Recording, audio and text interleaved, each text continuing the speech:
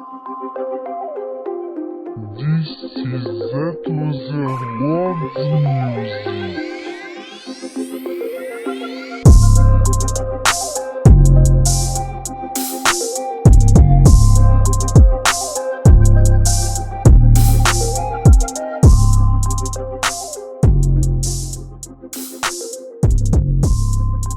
What's up, Sofa Talk Gang?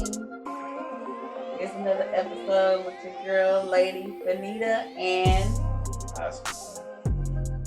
today we're going to be talking about blended families. Blended family. You know that a lot of people out there have blended families, as we do, and sometimes it can be hard. Between the both of us, as far as our children, not our daughter-in-laws, but as far as our children, we have 9 children together, and we have 2 daughter-in-laws, and we have 5 grandchildren. We know that we have many more to come because we have 8 boys and 1 girl. More than 1, 2, if you count Joy. Oh, okay. We have Jaria as well, so we have 3 daughter-in-laws. I'm sorry. So, it has, in the beginning, I would have to say it was very trying, because my boys, my 3, which are Waylon, Kristen, and Brandon, were teenagers at the time. They kind of felt like they were already established, didn't need a dad. They were already pretty independent as far as, and had already set their mind on not having a father figure in place and only having me. So it was a really, really rough time when we got together. Although I had dated and had been married before, it was like, they had already given up on having a father figure. So, as far as I'm concerned, I always wanted a stable father figure in their lives, just because I feel like every boy needs a man in their life to show them, how to change tires, how to go on their first date, how to pick their, clothes from, and things like that, how to change the oil, how to check the oil. I don't know that kind of stuff. So I always wanted someone in place for those needs for my boys. And I can honestly say when we got together, which was 9 years ago, we've been together for 9 years. This year we'll be married 8 years. And when we got together, he had the 6 children prior to us getting together, and the 2 youngest were in his life basically every day when we first got together. And so I had to make the decision, do I want to start over? Because that's basically what I was doing. My kids were all in high school. So I had to make a decision to start over, and then to accept their mom, because his first 4 was in his first marriage, and then the 2 babies were with the second marriage. So I had to make a choice to accept the 2 babies, and then to accept their moms as well, because knowing that they were young, I knew that they were going to be in my life for a long time. So that meant that I had to accept their moms for a long time. And the one thing about it is, I would say, the pros of being a blended family is having a big family. I always wanted a big family, even when I was young. Did you? I come from a big family. So big family, that's all I know. Yeah. See, and I didn't. It was just me and my sister, and then I have 2 stepbrothers. I have a half brother, and then my brother that we adopted when we were little. And my 2 stepbrothers only came around, like stepchildren do, whenever it's convenient or for holidays or whatever. So basically, in the house growing up was really me and my sister and my mom and my dad.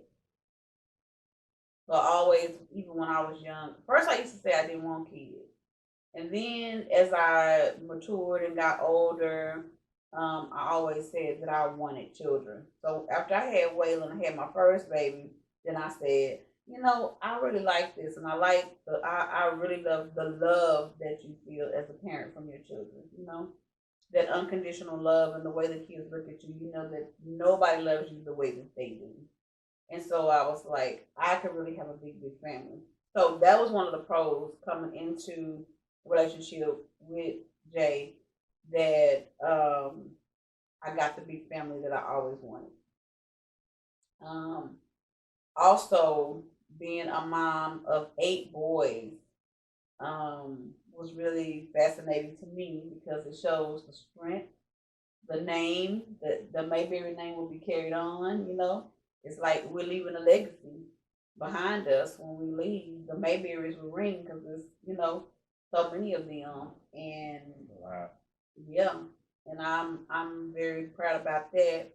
The other thing is the older that they get, the more that they want to check on us and see how we're doing, and you know, and I love that part of it too. I love that aspect of the everybody. Well, we have what, 5 that are adults now? Wait, no, we have more than that.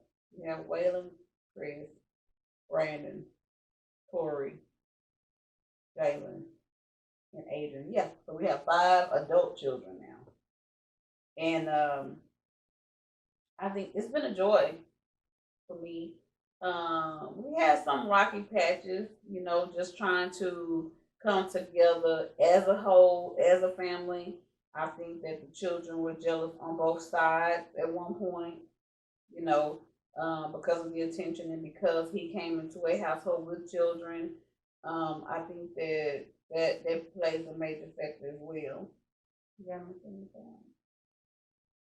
It played a major factor in it, and then the father of those kids knowing that they were jealous, and then the younger of the kids are not only jealous but somewhat intimidated because they came in to dominant uh, attitudes and mood swings, and mine is more mellow, laid back. And so it was either let's go with this or not go at all. And so they became distant. And finally getting back to seeing them more often and spending more time with them, and phone calls and text messages. It was more difficult for me not being able to see my own and having to do for someone that's not biologically mine, and kind of feeling weird on the inside, like, man, I ain't even doing this for my own. And then the appreciation that I know I would get from my own and not getting the appreciation from the non-biological in the beginning, that was rough. And keep in mind, I'm still having to balance being a new pastor all at the same time, balancing a blended family, balancing a new ministry, balancing a new marriage, all at the same time, going in from different jobs,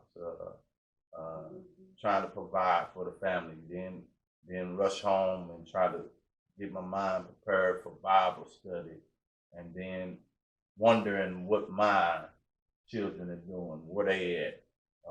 At the time, me and their mothers wasn't on good terms, so wasn't doing too many phone calls, and wasn't doing too many home visits, and just it was actually a bleak, dark moment in my life that I just really just let it go, and that you'll never get that time back, but just kind of daydream and drift it off and focus on ministry. That way I won't dwell on it. Won't think about it. Won't get upset. Won't get frustrated. Won't get mad. Just stay in the word. That was my escape. The word.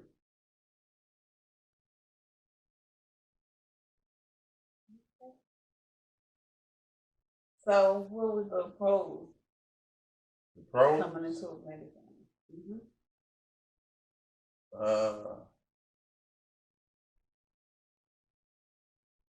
Big family.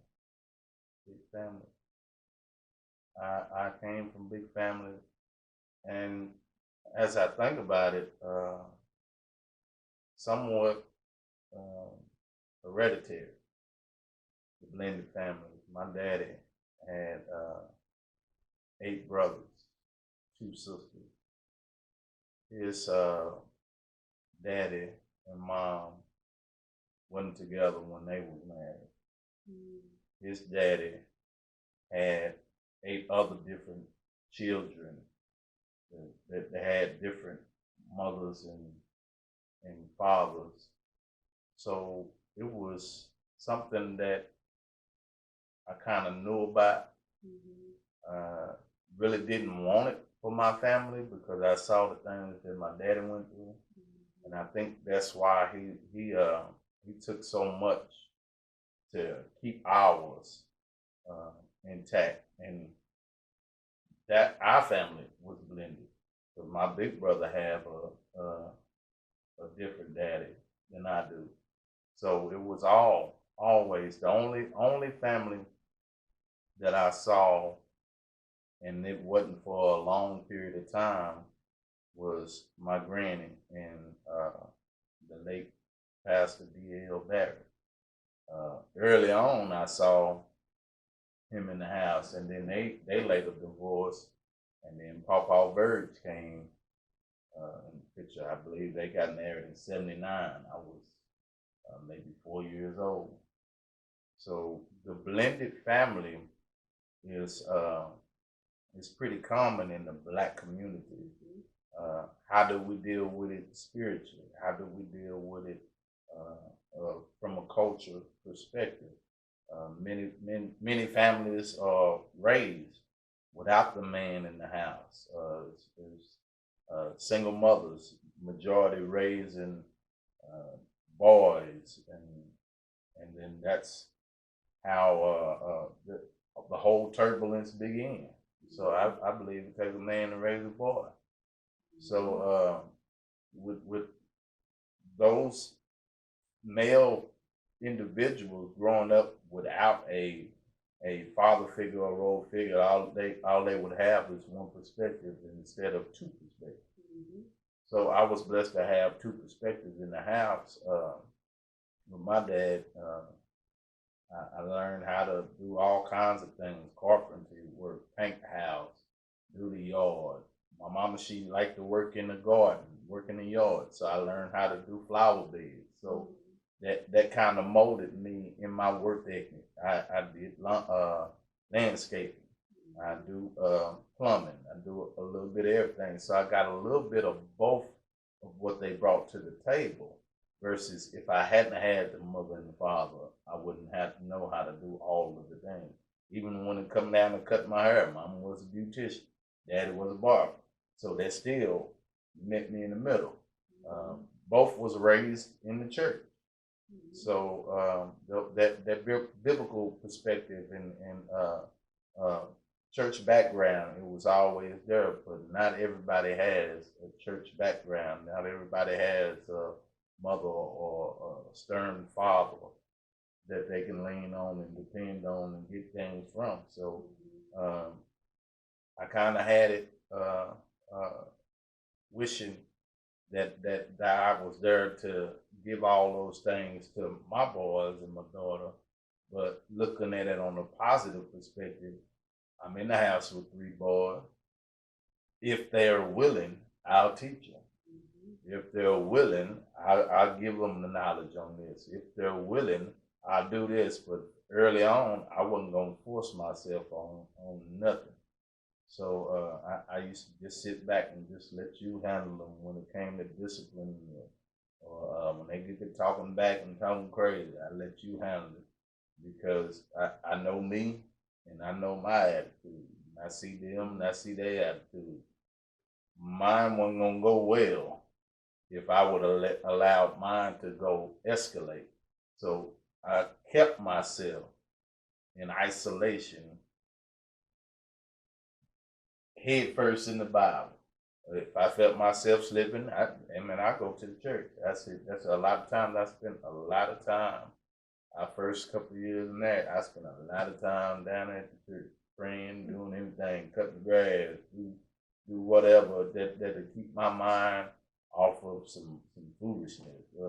Get mad off of dirty dishes and all kind of stuff. But I know how to keep me. If you can't keep you can't keep nobody. Mm-hmm. So I learned that from being in this relationship. Now the other two, I was a rocket. It wasn't no holding back, and I guess that was the unsaved, undisciplined version of me versus the saved, trying to be a better man, trying to be a better individual, trying to be more patient, trying to be more so of a role model individual, and not just a loose cannon the way I was from age 19 to 29. I was a fool with it. I was a fool with it. And then get my drink and my keys and be gone. That time they wouldn't see me because when something ran me hot, I was gone for a couple of days. Thank God for change. Thank God for change. Thank God for change. Yeah. So my advice, that's why premarital counseling is always necessary. In the Black homes, we don't do a lot of premarital counseling because we feel like we don't need it. And 9 times out of 10, the reason why we don't like to do premarital counseling is because, number one, we've dated for a couple of years. We feel like we know each other. We're comfortable. You know what they're going to do, what they're not going to do. And you really don't know because you don't ask the important things prior to getting married. And if you go to premarital counseling, there are some things in the Bible that will either pique your interest on marriage or it'll turn you away from marriage. Yeah. And some questions that can be asked during premarital counseling that will cause you to make a decision you weren't even ready to make. And so I think that number one, premarital counseling is always in order. It's very, very necessary. Well, if I'm gonna marry him, it's a requirement. Yeah. And then the way that I do the counseling, we do it together. They get a male perspective and they get a female perspective. I can't tell the wife how to be a wife better than she can. She can't tell the husband how to be a husband better than I can. So we like to do them together, and then we like to do them on a as need basis, depending on the time frame of the wedding. We like to do at least 6 months. 6 months premarital counseling, and then we have them abstain from each other that final month, just to make sure that sex is not the whole reason for the marriage. Man, if you can't go without some hanky panky for a certain length of time, then it might not be no love in that thing. It's just all lust. And so you have to really be sure and certain that it's just not about sex or financial dependency or just to be doing it because our best friend, brother, sister, cousin, or somebody else getting married, or you just have the desire to be married and tired of being lonely. Those are some of the reasons, and things that we come across, and some of those marriages didn't last. And it didn't have nothing to do with us, because when you come to us and say, okay, I want to get married, that decision is already made. All we're needed for is to be there, actually to do the vows and do the ceremony, but you already made your mind up to get married, so you really don't need us. I remember when I went to my pastor and he said, you don't really need us. You don't need me. You already made your mind up. So either I can tell you, yes, I'll do it, or no, I'll do it. Now, when I had the opportunity to tell somebody no, then they disappeared. They didn't want to come back to the church in the first place. So that gave me the indication that they was only there at the church to get married in the first place. And we got out of the habit of doing that quickly. I would prefer them to go seek professional counseling opposed to spiritual counseling. Professional counseling, that way they can get a diagnosis on if they ADHD or bipolar or anything else, versus me just calling out the spirit. And so I'm going to look at it from a spiritual perspective, and that counselor, that doctor is going to diagnose you with a disorder. And so they'll recommend some medication. I'm going to recommend some space. And they ain't going to like neither one. So we had a couple that we said, no, this ain't going to work out.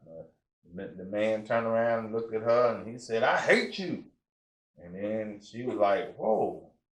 And the whole attitude, I hate this about you, I hate that, and I hate this. And I'm like, well, y'all need to get married. Y'all ain't getting married, not by me. But we have went through some interesting counseling sessions. And they all had it was going to be blended family. And so that individual, he didn't have kids, but she had a son. So it was going to be a hot mess. It was going to be sprinkled down with a whole bunch of hot mess. And it's been several that's come through with kids.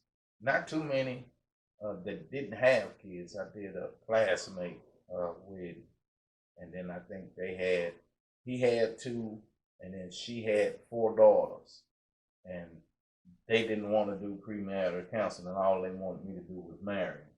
And I was like, well, I don't really want to do the wedding, because I want to make sure. Well, we don't really go to church, and I was like thinking, why don't y'all just go to the courthouse? Because I mean, are they still married right now? I don't think so. I don't think so. I think they got divorced. And even then, I had that gut feeling that this ain't gonna work. You coming in with 4 daughters, and he had 2 daughters. She had 3 daughters, and he had 2. That's what it was. And so girls are so hard. Yeah, that's hard. Like, I think that's what has been the blessing for us. That's what made ours work so well, because we have boys, and boys are more nonchalant. They're not going to get into it, and if they do, it'll be for the time being, and they'll come back together. Girls, on the other hand, oh Lord, I can only imagine. Yeah. I can only imagine. Now, with Tuda being the only girl, all of them, they are her bodyguard. Yeah. I feel for whoever want to date her. Yeah, she got 8 brothers. It's gonna be in some trouble, and then not only just 8 brothers, she got nephews. 2 nephews now. And they gonna grow up and be a fool behind their anus. So that's gonna be rough. That's gonna be real rough to have to deal with. Yeah. But grandbaby, what, number 5? No, number 4. Grandbaby number 4 is at the hospital right now, as we speak. Trying to make her debut. Adriana. Yeah. What you think about that? I'm excited. Another granddaughter. Another granddaughter. So now That'll we be have 2 granddaughters. 2 girls and 3 boys. 3 boys. The first Mayberry grandbaby. Mm-hmm. That's another thing that is really, I don't know if it's awkward with us because I am close to the boys, you know. I think it'll probably be awkward for their moms more than anything than me because I'm close to them, you know, that I will be around and be there for the baby and stuff. And I don't know what she would call me, but that's what I've been thinking. Like, what is she gonna call me? She's gonna be Papa regardless. She gonna call you Google. That's what I was thinking. Cause I was like, she can't call me TP because I'm not her auntie. I'm not their auntie either, but that's just the nickname they gave me growing up, you know, when they were young. But most of the boys call me Mama though, so it's just, I don't know. It's just so many things to factor in when you are entering into a blended family, and I just thank God that we made it. We made it through the hardships of it. We made it through the arguments, baby mama drama, all of the lies. Oh my God. We made it through all of that. Yeah. And now all the kids are grown, and so much drama and lies been told. I did this and I ain't did this. Oh my God. Yeah. They really wanted the old man to come out. That's where you step in and leveled it out. Where you handle all of the phone calls. They don't even have my phone number. They have to contact her and talk to her. So it can't be no mischievous text messages or no unnecessary words being spoken and no cuss words. I'm cussing you out and call you old fake preacher and you old. That's why you ain't got no church members and that old crazy, Rudy Poot stuff, man. That just make you want to make them disappear. Just go all the way backwards and just kapaya. But hey, it is what it is. What? Hey man, some folk need to know that man, your life was in danger. You didn't even know it. For real. One day they'll get the full understanding that hey, it's by God's grace and God's strength and that He sustains and contains me. Because I'll be wanting to go out. A lot of people take that for granted. They take that for granted, man. They take that for granted. They think they can talk to you any kind of way, they can treat you any kind of way. That's not this way. And I was finna, I wanted to make a post. I think it was my second year pastor, and you know how they all like to do, shoot slugs at one another and all that. I was gonna make a suggestion that we have a charity event. And we had this charity event, and all of the pastors that really think they really bad, and we all get in this boxing charity event, and we give all of the proceeds to the homeless. I said, age 55 and over, it don't matter what age you is. Let's come on, get in this ring, and let's duke it out for the homeless. And I guarantee I would have laid out 95% of them in the first round. 95% of them. For real. Serious business. 75 years old. BAM! First round. Get that money to the homeless. I'm serious, man. That's supposed to be talking about blended family. When we all talking about blended family, I was just talking about, how folks be getting beside this and let them make it. That go for everybody. In the blended family too. Everybody. The last one up. Smaller to the top. Smaller to the top. Smaller to the top. You got a headache? Mm-hmm. Ain't no headache. You trying to change the subject? Mm-hmm.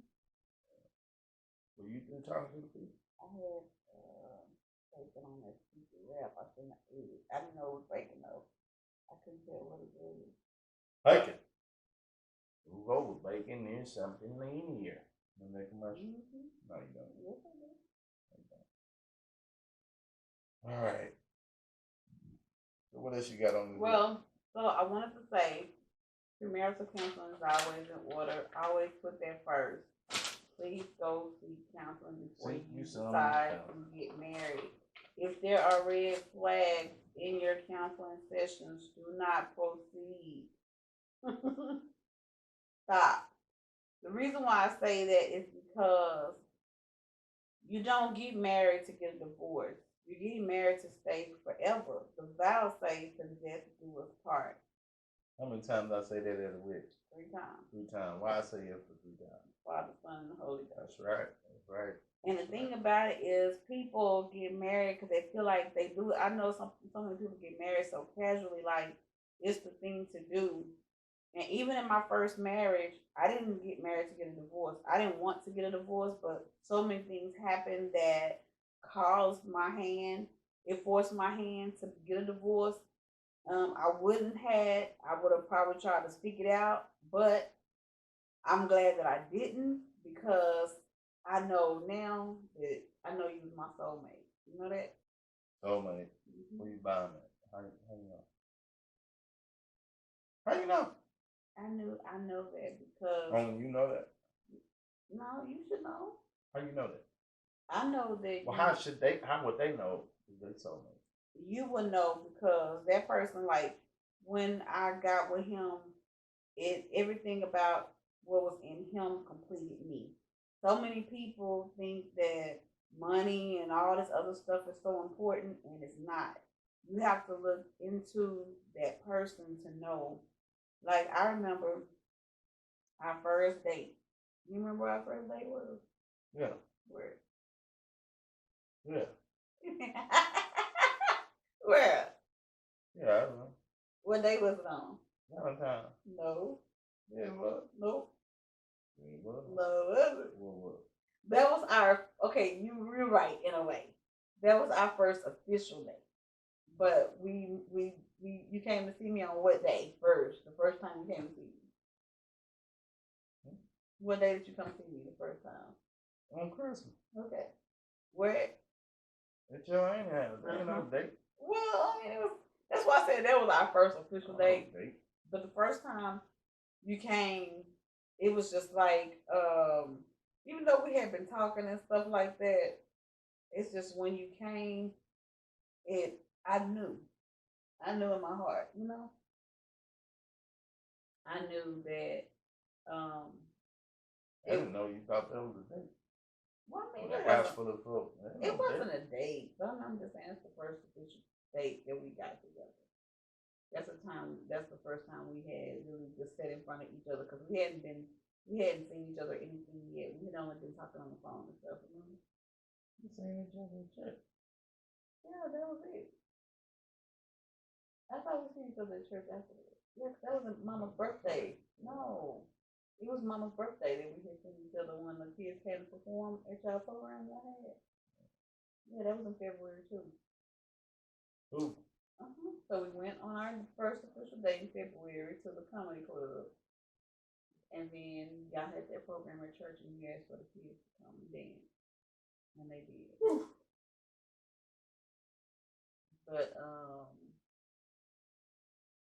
yeah. You know, I'm going to tell you something. This doing this sofa talk is almost like therapy. It is therapy. We're in quarantine. Yeah, because I'm going to tell you why I say that. Because some things that we talk about here, we haven't really officially said to one another. You know that? Like the whole, like, I didn't know that that's the way you felt when the boys were young. That made me feel bad that you felt that way because it's something we could have done to fix that. You know, that you felt that way. Like if you would have been verbal about it. That's another thing. I'm glad we're talking about this because if you're gonna be in a relationship with somebody in a blended family, you have to be as verbal as you can. No, I wasn't all the way spiritually mature enough to be I verbal. know, I know, but I'm just saying that's. Need to be married now. But what I'm saying though, like just not knowing that you felt like, you know, you just blew, you didn't know how to have the time with your children. That's what I'm talking about.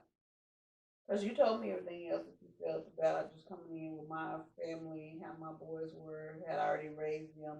We talked about that. But I'm saying like you feeling like you just didn't have no place in your boys' life, you know, and not able to see them and wishing you could do for them what you were doing for mine. I wish I would have known that's how you felt about that because something could have been done about that, you know, had you verbalized that part to me then we could have worked on that and made it happen. You know, because I mean, because I sit and think all the time about things that we've done. When Tori came to live with me, that was refreshing. Yeah. That was refreshing. That was the first time I had one of mine in the house with me in a long time. Right. So to come home from work, I mean, I really never got the chance to really see him even still, but the fact that he lived there. Yeah. Because at the time I was working a night shift. Yeah. So he was at school in the daytime. I was asleep. So by the time he got out of school, he was. I dropped him off at work, or he found a way to work, and then I'm on my way to work. And so we didn't really have no time to spend with each other. But just having him there, knowing that he lived there, really yeah. And then at times where Jalen was coming to church a lot. I can understand how you felt. You probably felt incomplete. Like even though you had your full family, that's another thing that you can have a house full of people and you can be lonely. You can have a whole family and you can still feel incomplete. And I can see that being on your end, coming into a full family because it's me and my boys versus you, and you have nobody y'all there. Y'all be laughing at something, and I'll be somewhere totally different in my mind. I ain't thinking about nothing what y'all laughing about. Yeah, that's not a good thing, and so that's another thing. You have to be verbal. So premarital counseling, you have to be verbal. You have to communicate as much as you can. If you're entering into a marriage with a person who already has children and you already have issues with the other parent or with that child, that's not the person to marry. That's not the person to be with because that only gets worse. It gets worse before it gets better. And the only way that gets better is if the parents are maturing as the years go by. You know, would you agree?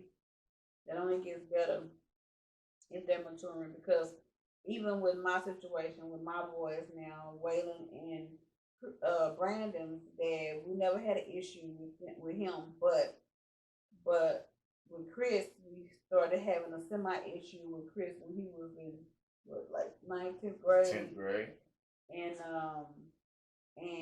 I couldn't even understand why we were having this issue, but it was because his dad felt some type of way about me getting married, and you know, he felt like I shouldn't get married, and that's not anybody else's choice to make for somebody.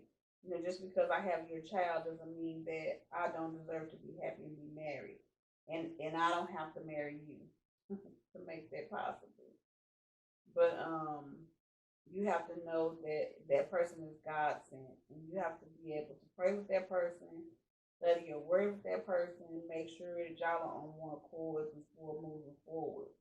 Now, one thing about that is, I know one of the women is gonna say, "Well, how do you know? Because they can do that in the beginning, and then all of a sudden they change." Yes, a makeout will play out eventually, and they will no longer want to go to church, and we've seen that a lot.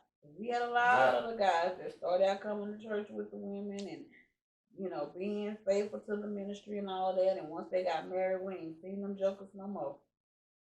So it's like one of those things where you have to know that you have to be not just, and it's not even really about being spiritual. it don't have to be spiritually discerned. You have to have common sense. And and common sense tells you, you know what I'm saying, without even, just take the spiritual part out of the equation, because you might not even be spiritually, you might not be in a place to have spiritual discernment, but just having common sense, when a person loves you and when they don't. Be real. When somebody loves you and when they don't. When someone has your best interest and when they don't. And they don't take a spirit-filled person to know that. You know that on the up and up. When people care about you and when they don't. When people like you and when they don't. When somebody likes your children and when they don't. That's just given. You don't have to be deep and spiritual to know that. And so whenever you enter into a relationship and those things play a major factor in it, or you're arguing about the children, or you're having ups and downs, that only gets worse before that becomes better. And both parties have to be mature enough to come together, sit down, and make some agreement on how to manage that blended family, on discipline, as far as the children are concerned. I don't even think it's a matter of who's going to be the disciplinary, because if the man feeds the child, the man should be able to discipline the child. That's my motto. That's what I stand by. If you feed them, you ought to be able to chastise them. And so I know a lot of ladies, even from ladies that I've talked to personally, that don't want the man to chastise their children. Well, you don't need to be marrying that man, because it takes both people. I mean, it's the old saying, it takes a village, to raise the children. Well, if that's the case, then how is it that you're the only disciplinary in the house? Right. You need the man to be able to discipline. So I think when I read that, was it Ruth? Mm-hmm. Saying, treat with me, I go where you go. Mm-hmm. Your people be my people. Your God be my God. Mm-hmm. And what they're saying is, everything that about you is gonna be mine too. Mm-hmm. And it doesn't just go. And this where a lot of people mess up in the blended families. It's cool that we got this layer done of the house, of the blended family part of it. But what about the grandparents of the blended family? So they just call this side your grandkids, but don't acknowledge these. But all of these are one. But the different layer, these are mine, and those is his. And then outside of that, this is my niece and nephew, and them his or her kids. So the outer layer, the family, the scripture said, my people, your people is gonna be my people. That means your mama, your auntie is my auntie, your uncle is my uncle. You know what I'm saying? But it's not like that in these day and time of blended families. It's just I don't not. think I don't it's been see like it. that either. Like I see my mom comment on things on Facebook for Tori and them, and she'll say, "Oh, look at my handsome grandson," or Adrian will say, "Hey nephew," or something like that on something of his. I see that, but I never really. I don't even feel like my kids ever even felt accepted. You know that? Mm-hmm. I don't think that they have never even been accepted as the grandson. It has been that these are my grandchildren on your side. Those are my son's wife's kids. Mm-hmm. That's the way I think. That's how it's been for them. Mm-hmm. And so I think that's why it's such a battle when it comes to that, because that's the way they feel. They feel like they got the guard up because you don't even look at me the way that you should. You know what I mean? And we've been together now 9 years. It's not all of them. And it's in being together for 9 years. There's still family members in your family that I've never met, and there's family members in my family that you've never met. Right. I'm still saying, introducing you to some cousins, and you still introducing me to some cousins. Mm-hmm. When had everybody in the family came to the wedding, when we first got married, we would be a family that we're supposed to be. Right. But we still have these layers that still need to be torn down.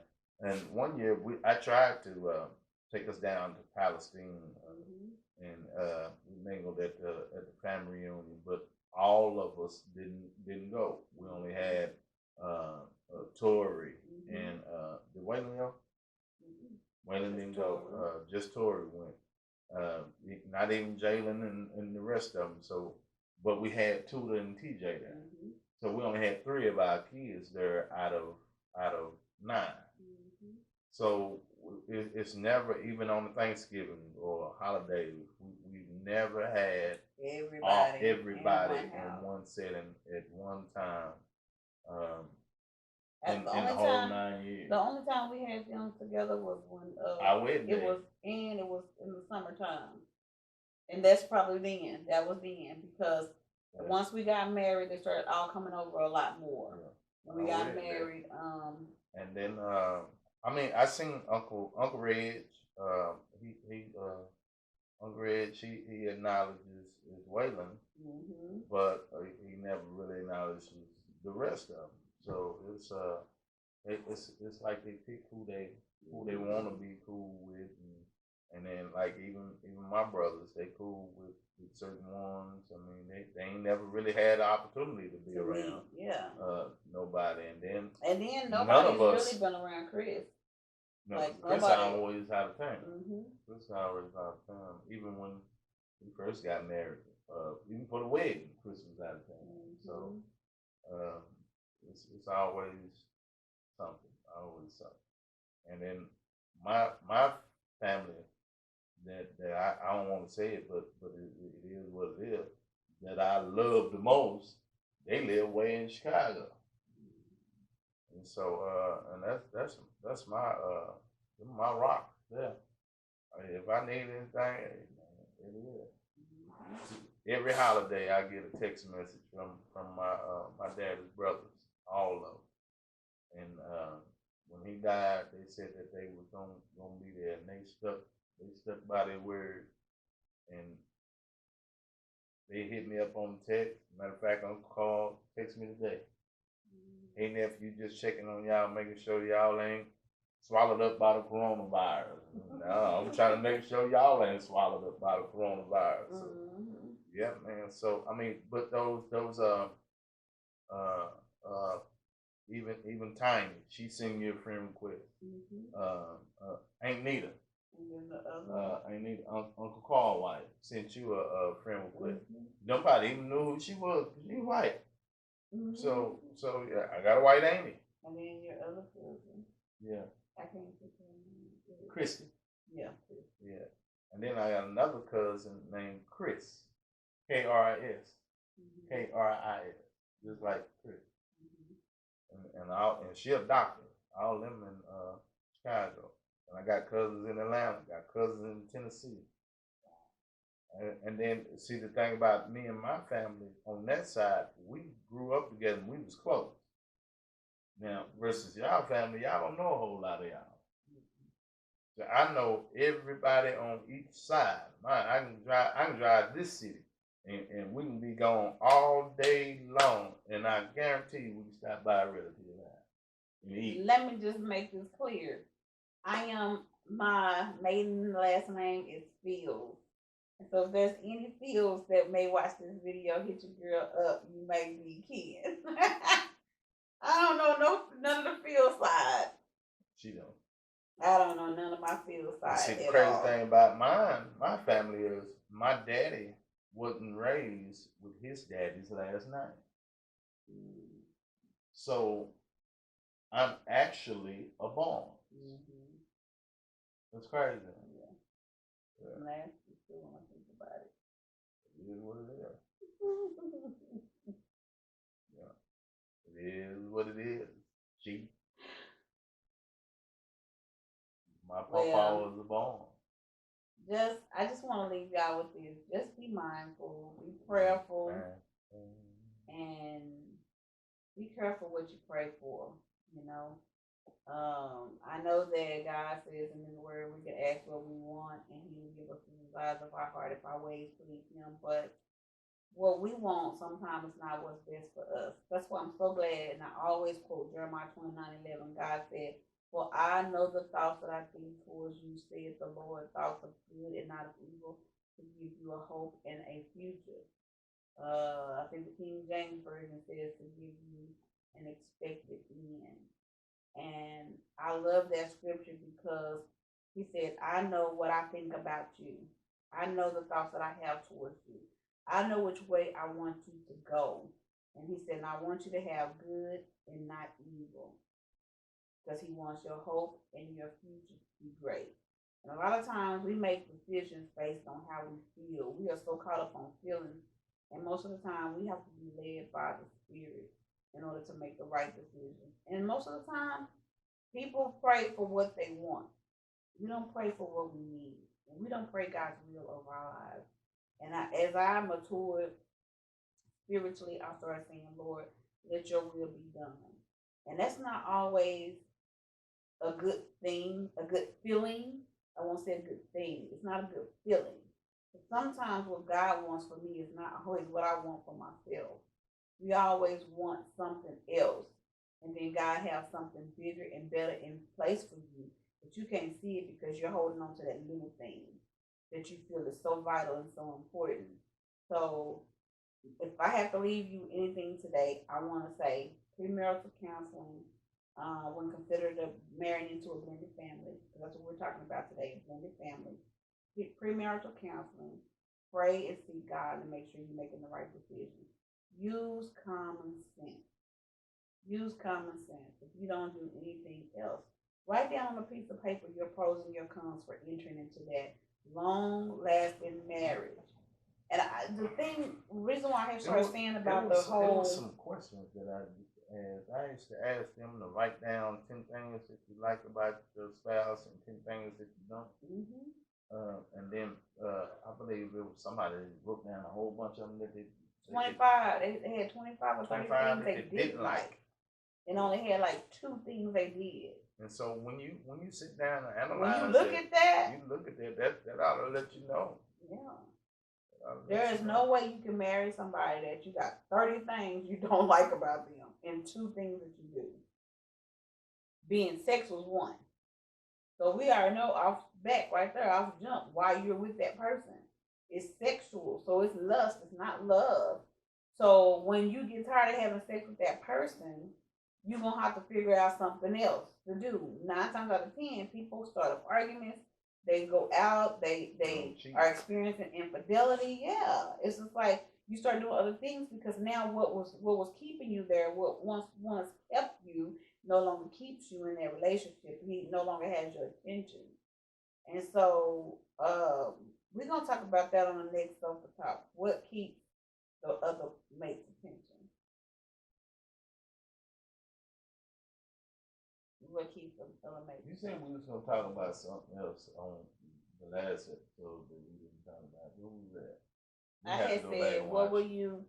I said, what would I be doing right now during quarantine if I wasn't saved? That was my thing. I said, I don't even want to think about what I would be doing in quarantine right now if I was not saved. What would I be doing today? Like mentally, I was just trying to figure out, like, where would my mind be? You know, if I didn't know the word, if I didn't stand on the word, where would my mind be? I'd be dead. Probably. Because I probably would have been disobedient and went out anyway.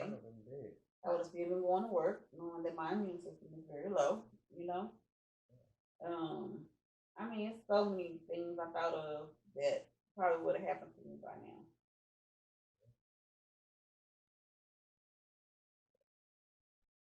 But I thank God for His grace and mercy. But anyway, be mindful of those tips that we gave. If you have any questions or comments, comment below. Let us know what you think. Don't forget to subscribe. Subscribe. Tell somebody else to subscribe. And subscribe some more. And subscribe again. And subscribe again. And subscribe. Subscribe again. What he said. Like, comment, and Subscribe. and subscribe again. And go check out Beat Sessions. Beat Sessions with Nita. Yeah. On Instagram. Follow her on Instagram. Beat Beat Sessions Sessions. with Nita on Instagram. Beat Sessions Yes. with Nita on Facebook. And Instagram. Beat Sessions with Nita on YouTube. Don't forget to comment, like, and subscribe. Subscribe. Yeah. Comment, like, and This is subscribe. Z2Z World Music.